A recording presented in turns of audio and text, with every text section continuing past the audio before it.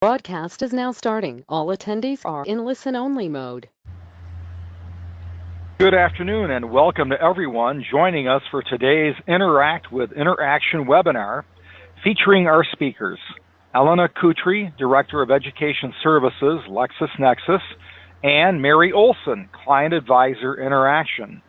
This month's webinar is Communication Strategies to Encourage Collaboration. My name is Dave and I'm a Marketing Associate at LexisNexis. I will be your host for today's session. Interact with Interaction webinars are complementary to our customers and have been designed to help you get the most from your software by providing you with industry knowledge, plus time-saving tips and best practices for using Interaction. The format for today's webinar is the presentation provided by Elena and Mary, followed by a question and answer period. All of our attendees will be in listen-only mode for the duration of our presentation. If you have any questions, please feel free to ask them via the questions pane located on your webinar control panel. During the last 15 minutes of the webinar, Elena and Mary will answer your questions. Please note that we are recording today's event and all attendees will receive an email within 1 week with a link to the recording and slides. Also, there is a brief survey at the end of our webinar today that we ask you to please take a moment to complete. Your feedback will help us in planning our future events. Well, having said all that, Elena and Mary, at this time, I will turn the webinar over to you. Great, thanks, Dave. Mary and I are so excited to be sharing our information with you today. So we just want to thank everyone for joining our webinar. We hope that wherever you are, spring has finally sprung. I'm here in Chicago and it's like the world's coldest, rainiest, crummy day, but I'm just going to think good thoughts about the future spring days. So today we want to talk about communication strategies that will encourage collaboration, both in the firm and outside the firm. And what's really driving some of this is that probably where you are, the law firms, we no longer have this traditional hierarchy of management. Instead, most legal marketers, they'll flow into more of a matrix management system. So you've got people from across the firm asking for your work and for your collaboration. So it quickly becomes important to develop professional relationships if you want to advance your goals. So, some of us prefer more digital methods of communication, but that's really only going to take you so far, because in the end, it comes down to your ability to communicate internally and how network effectively externally.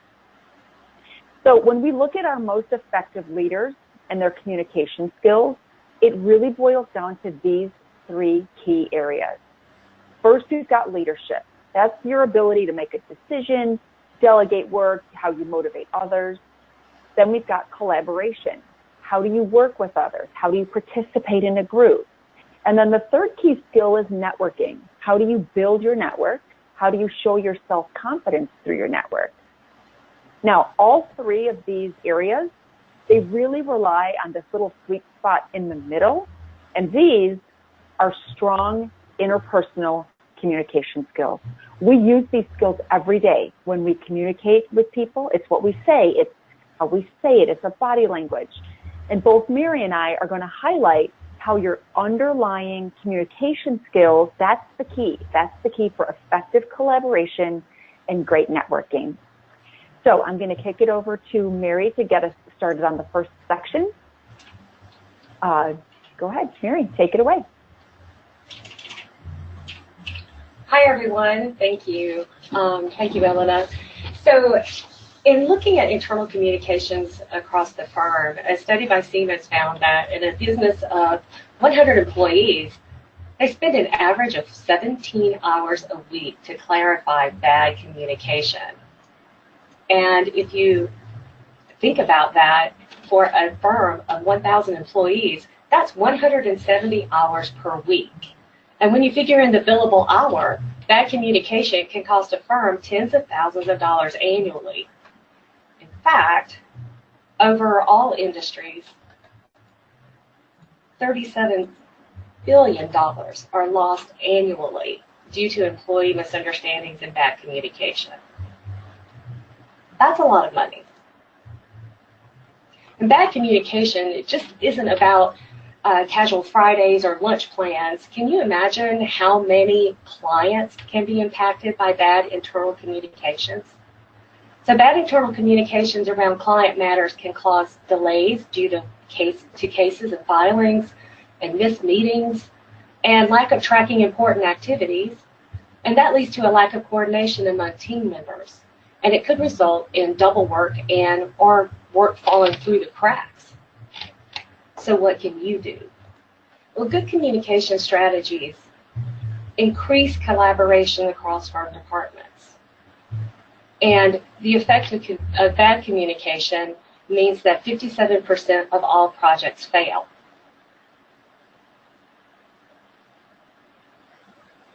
Good communication strategies will help increase that collaboration across firm departments, and knowing the best communication styles for your audience will help you tailor your message effectively.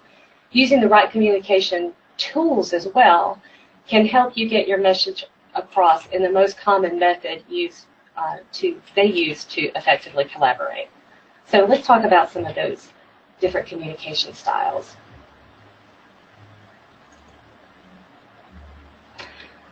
Communication styles can be verbal, they can be written, they can be face-to-face as well. So people respond to communication differently. Some process information better if it is presented verbally through a call or a web meeting or in person. And in-person meetings can also add that extra level of communication because you're also picking up the body language as well as what is being said. Some people respond to written communications best. So words, numbers, and graphics may be best to share your message. Think of who you're communicating with. A group of marketers may have a different communication style from a firm leadership committee. For marketers, they may be a group more suited to visual representation of data, and written communications may also be a better choice.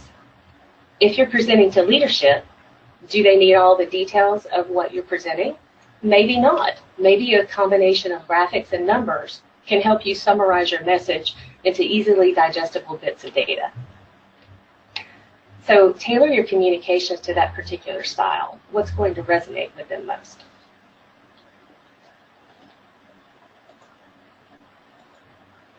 For collaboration tools, there are several different collaboration tools available to help you communicate your message. Traditional tools are email, web meetings, video conferencing, and even document storage where you're sharing documents amongst the team. Those could be also a great way to communicate. They're not, and in-person meetings are not tools per se, but they're still one of the best ways to communicate and collaborate. Non-traditional tools are becoming more and more available as firms are starting to become increasingly complex and more global. Your team could be spread across many different offices and many different time zones. So some of the ways that you can collaborate with your coworkers are to create internet pages or intranet pages for sharing information for projects and groups. Using internal social networks to ask group questions and share data quickly. I have a firm who uses Slack a lot to ask questions and to quickly share documents back and forth with each other. It's a great way to collaborate with those social networks. And also, if you're asking a question, everyone who is in that particular team or that particular channel can answer the question. So you don't have to wait for someone to get back to you because you're asking everyone. Project management tools like Trello and Asana are also great ways to keep track of tasks and keep track of timelines when you're working on a large project across different offices and timelines. Also, looking at note sharing, MS OneNote is a great place to collaboratively share notes and to allow others to add notes and other information at the same time. And CRM, Interaction is a great place to track activities meetings and notes related to a client so that anyone at any time can quickly see the firm's touch points with that client. You can also use reports to collate that data and be able to share those out. And you can organize your clients related to a client or a specific matter. So all of these tools and methods can help increase good communication and collaboration across your firm. Elena, I'm going to pass it back to you so you can talk about networking. Okay, sounds great.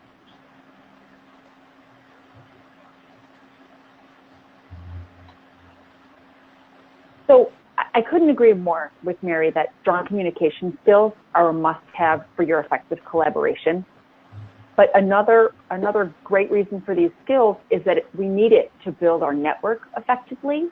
So I want to dig into a few sections with that. First, I want to talk about these top 5 networking misconceptions. Then we'll talk about a growth networking mindset. And then we've got some suggestions on networking at LMA or Lexpo for those of you who are going to be going out to these industry events. So to begin, I'd like for you to open up the chat window, please. And I want you to think about networking. Just think about networking. And in the chat window, please type the biggest barrier that you see to networking effectively. Let's get started by just kind of doing a jump of what you see about those, what it means to network effectively for you.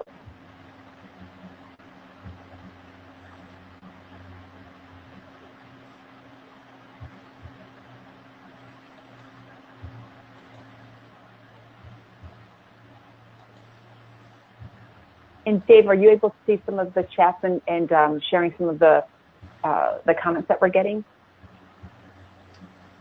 Let's see, one moment, please. I am seeing a couple of comments come through, yes.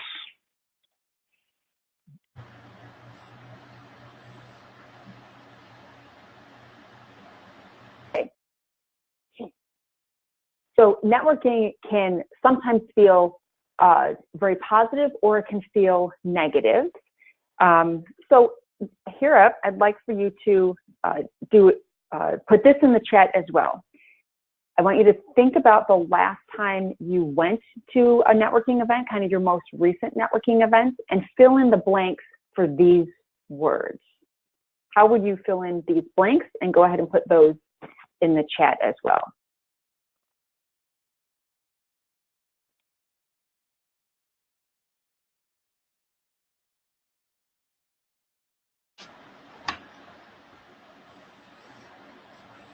Okay, we're seeing some good responses come in.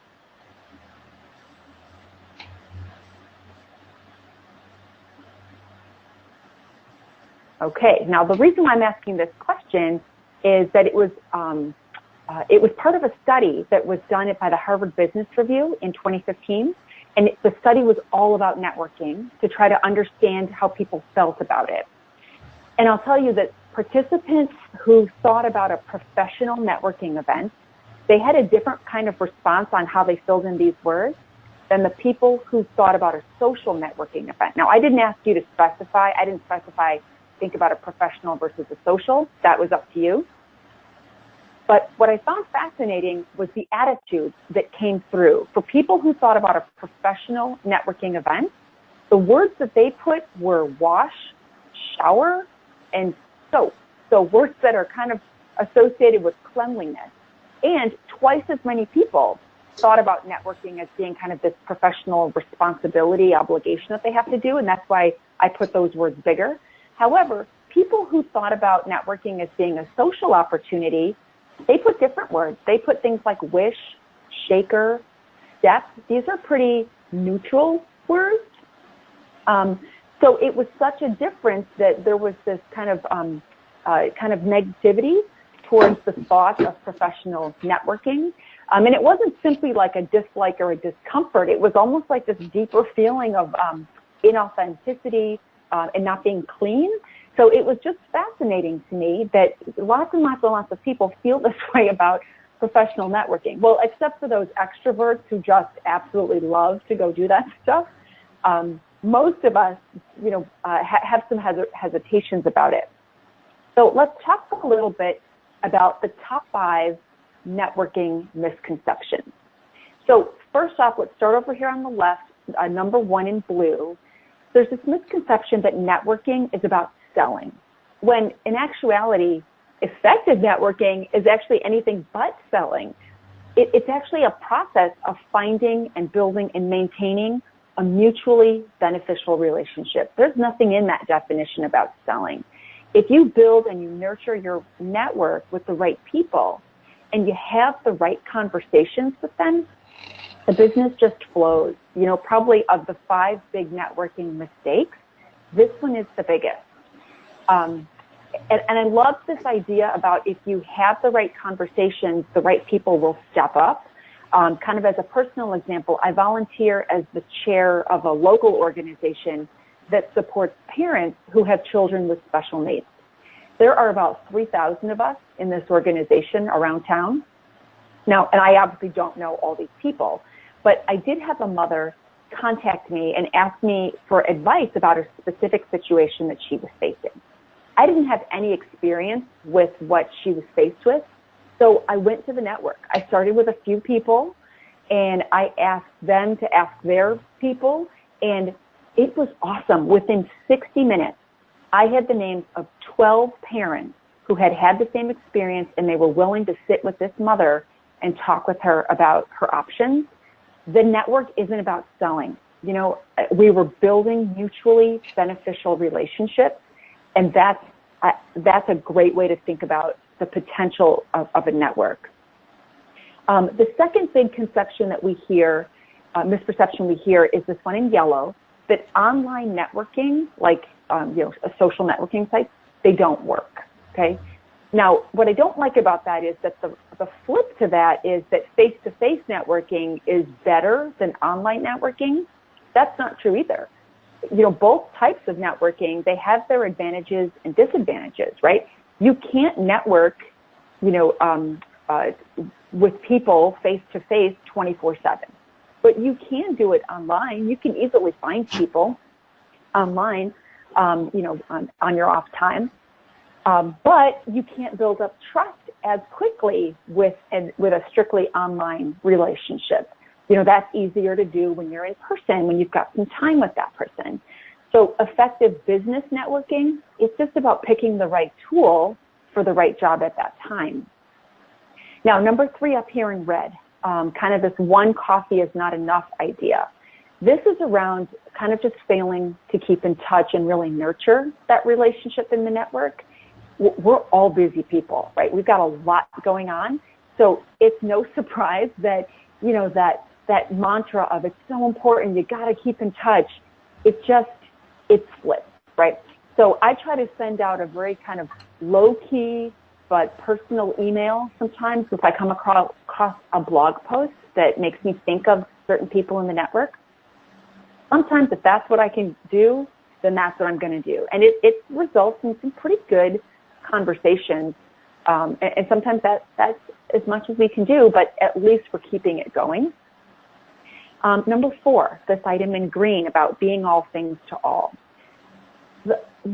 Sometimes you may see someone or be in a conversation with someone and they'll say, I'm just keeping myself open to any of these opportunities. Yeah, I can do that.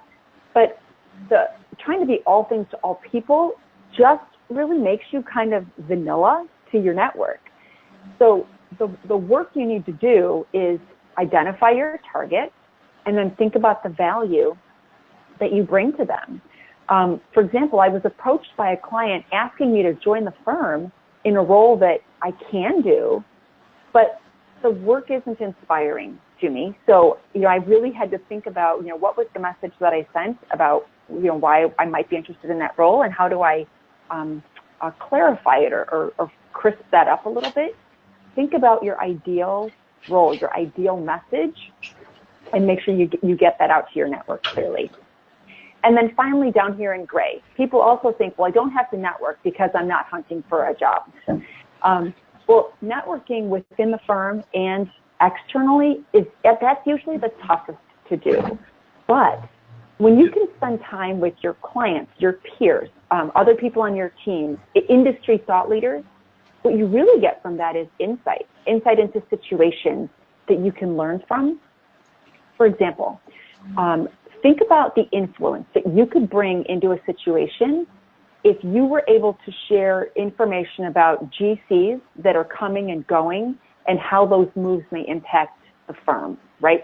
If you're out here with your network and you know who's in which client offices, who are the GCs, who's in the legal ops group, if you understand those key players and you can understand how they're moving around in your network, your value within the firm skyrockets. I've seen that happen with a few clients who really get to know who their key clients are and alert people internally when they're moving around, when those key clients are moving around, their value really goes up. So the networking, it's not just for the job hunt.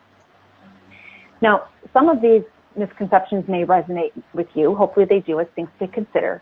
But let's move on to this other idea about having a growth mindset. Now, some of you may have heard that Dr. Dweck's growth mindset. It's rooted in where people believe that intelligence and talent can be developed and grown. That's a growth mindset. The opposite of that is a fixed mindset, and it assumes that you are born with all the intelligence, all the talent you'll ever have. Things probably won't work out for you because you just don't have the capacity to learn something new. Now, you may not have that mindset in other parts of your life, but it's shocking to me how people apply that fixed mindset when it comes to networking. But good news is, it can be overcome. And we've got a few strategies to help you shift into more of this growth mindset. So I want to share kind of these four ideas. The first one is around focusing on learning. So consider a work-related social function that you feel obliged to attend. You can tell yourself, oh, I hate these kind of events. I'm going to have to go. I've got to put on a show and schmooze. I got to pretend I like it. Or if you focus on learning, that there may be something you can learn, you could say, you know what, it could be interesting. I'm just going to go and I'm going to see if there's something I can learn. And sometimes when you least expect it, you have a conversation with someone that brings up new ideas or leads to a new experience or an opportunity. Now, I will say, if you're an introvert like I am, you can't simply will yourself to be an extrovert. I've tried and I fail miserably when I'm like, I'm going to be an extrovert. It just doesn't work. But you can choose what motivational focus that you'll bring to a networking situation. Concentrate on the positive. Think about how you can boost your knowledge or your skill. And then the activity kind of begins to seem a little more worthwhile, a little more fun. Second step, think about your common interests. So this is where you can think ahead of time. What are some interests you have, some goals, and how can those line up with people that you meet? Or how can you help forge a meaningful working relationship? When your network is driven by shared interests, it feels more authentic, more meaningful. It feels less, dirty, like people had described it with, washing and showering and soaping. When you've got an authentic network, then it leads to these relationships that have these, authentic qualities too. Earlier this week, I was at a conference, and I had to network. There was kind of this social wine time thing, and I just started asking questions about summer trips. So I would meet someone, we would do the small talk of who are you, where do you work, and then I would ask, do you have any summer trips that are coming up?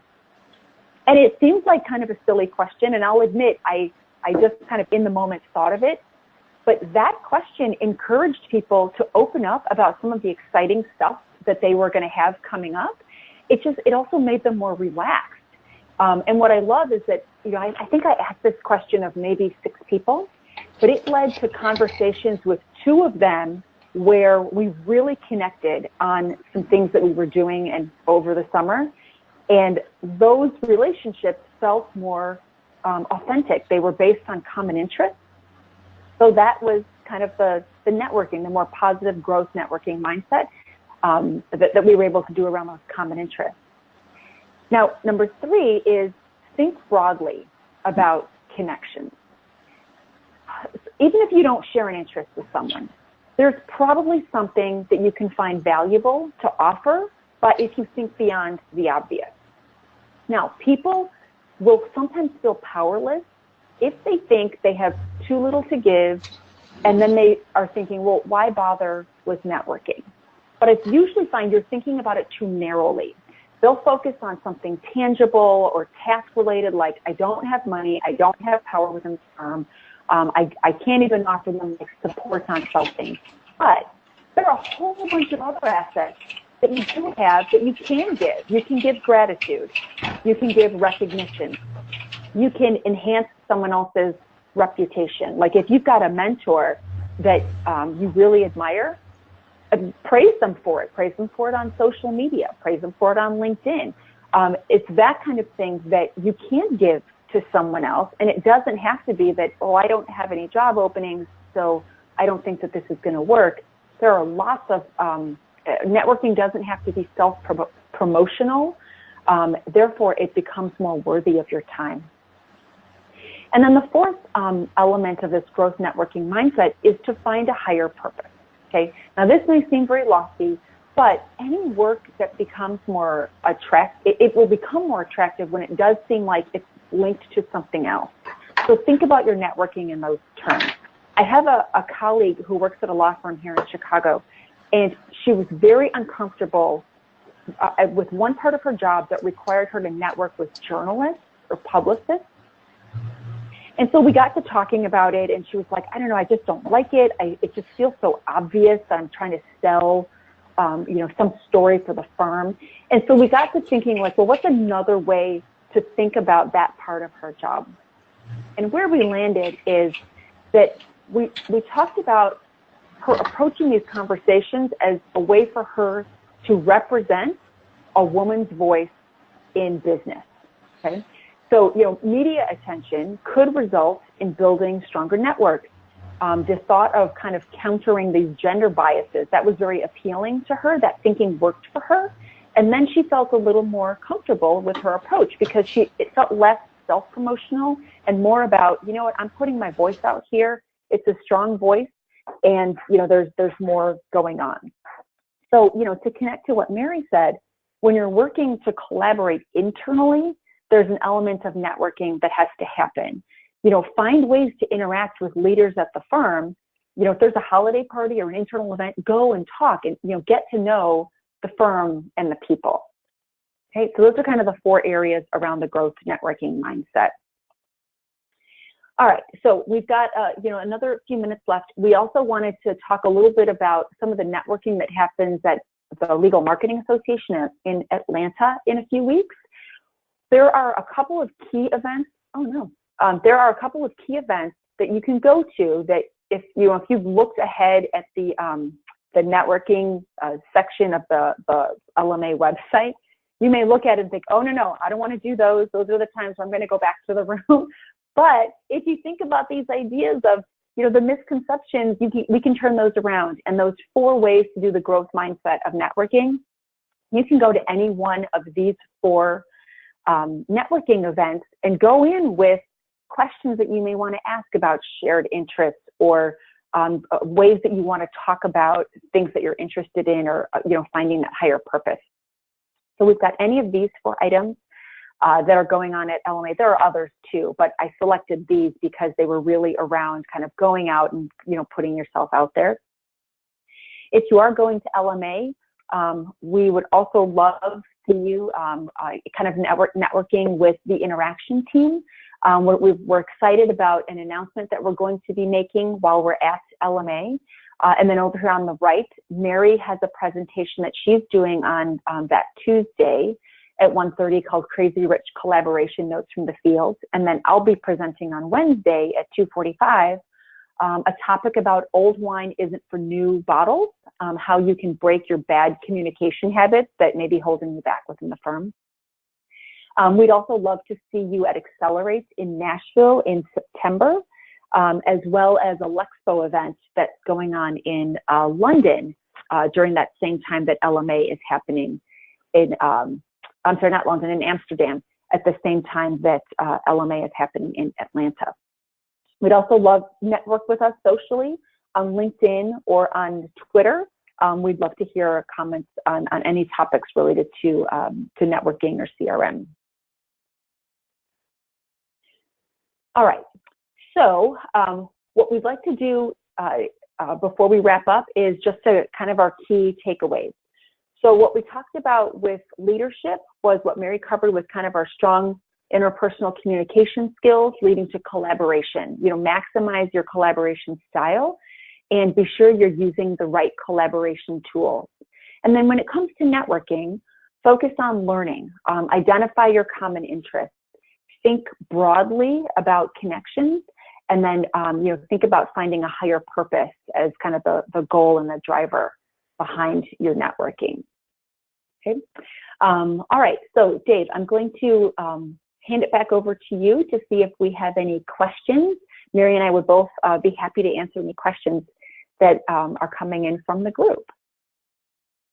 Okay. Well, thank you so much, Elena and Mary, for your very informative session.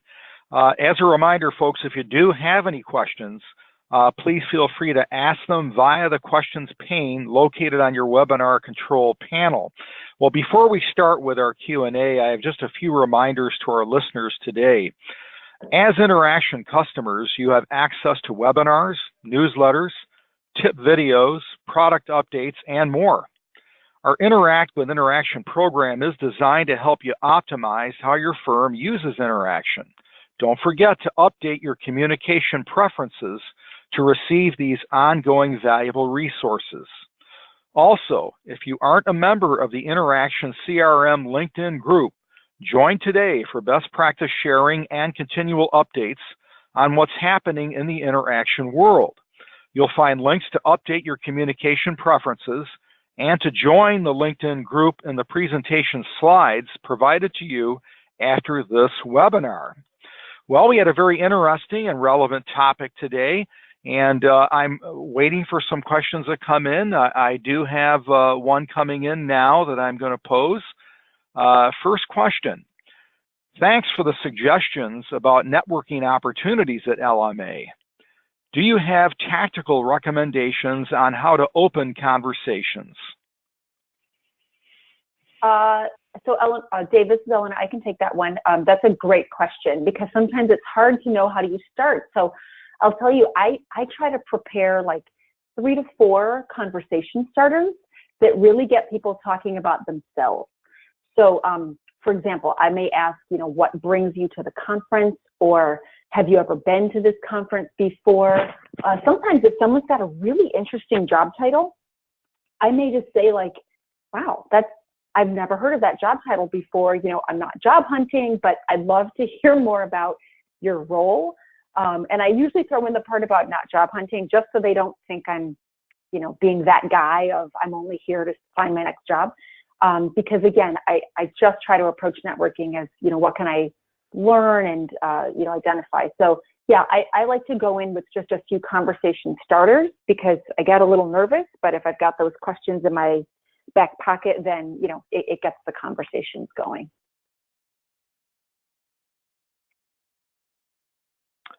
Okay, great. Now a follow-up to that is how do I end those conversations?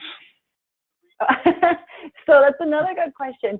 So, you know, some people, this is great. Some people, they'll exit by, you know, saying, you know what, I need to go to the bathroom, or, you know, I'm going to go hit the food line. And that works. It's awkward though, right? So what I try to do is I try to give a genuine compliment. You know, like, you know, it was so nice to meet you. And then I offer a follow-up and then I'll do a handshake. You know, it just feels like it's closing more, I don't know, just more personal that way. So I may say like, you know, it was very nice to meet you. I'll offer a follow-up like, can I get a card? Or I will look for you on LinkedIn. Then I'll do a handshake. And then, you know, then it just feels like it's actually been closed as opposed to like, you know, someone slinks away. So, and then when I do get a card, you know, I would be remiss. I've been working with Interaction for a long time, so I would be remiss if I didn't add make sure you add that contact into your Outlook so that they can sync with Interaction. But yeah, that's usually like offer a compliment, offer a follow-up, like I'll get a card, I'll look for you on LinkedIn, and then a handshake and, wish them well for the rest of the networking event or the conference or wherever you are. Any other questions? Well, we have one coming in here. It's a great question from Mark. What do you recommend to encourage communication across different departments and job hierarchies? Oh, hi, this is Mary. That is a very good question. I think we could both answer that one, Elena. I think that the biggest key is to really think about what their communication styles are and how the information that what you're trying to, what your goal is for the information that you're trying to communicate with the different departments. I mean, with leadership, you have different goals than you do with, say, your marketing colleagues. Ellen, do you have any suggestions? I like the idea of it really depends on the goal. And I'd be curious to know if Mark's asking the question because there's a barrier. If the goal is, how do I overcome a barrier? In my view, those should, there needs to be some more in-person communication. If you're just trying to share information, however, people consume information in many different ways. So maybe they can go pull it down from a SharePoint, or maybe they have to hear about it in a meeting, or maybe it's got to come across in an email. So the information sharing communication goal is different than we have a conflict or we need to build a relationship goal. Those, in my view, should be more in person. There's a couple ways to come at that. Just depends on the goal.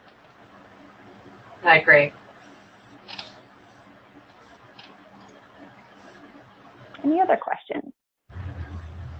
Well, as we wait, I encourage anyone with any additional questions to enter them into the questions pane. In the meantime, Elena, Mary, if you have any other comments to add or any announcements while we wait for another question or two, we do have time. I just turn the microphone back over to you.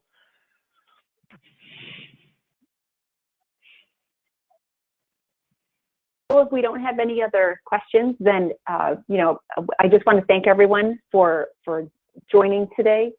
We hope you learned a few items. If there are any follow-up questions, both Mary and I have our LinkedIn contact information there. We're also active on Twitter, and we would certainly be happy to have additional sidebar conversations, whether it's through email or if you're going to be at LMA. We're happy to see you there as well. Absolutely. Thank you so much, everyone. Yeah, thank you. Have a great weekend. Okay, well, that concludes today's webinar, and I would like to thank Elena and Mary once again for their excellent presentation, and to all of our attendees for taking time out of your busy day to join us. I have a few quick follow-up reminders. All attendees will receive an email within 1 week with a link to a recording of today's webinar and slides. If you plan to attend LMA or Luxpo, be sure to use the link in the email to schedule a meeting with our team. Also, don't forget to attend both Mary and Elena's LMA sessions during the conference. In closing, there was a brief survey at the end of our webinar today that we ask you to please take a moment to complete. Your feedback will help us in planning our future webinars. Well, thank you all again for your time today. I hope everyone has a great afternoon.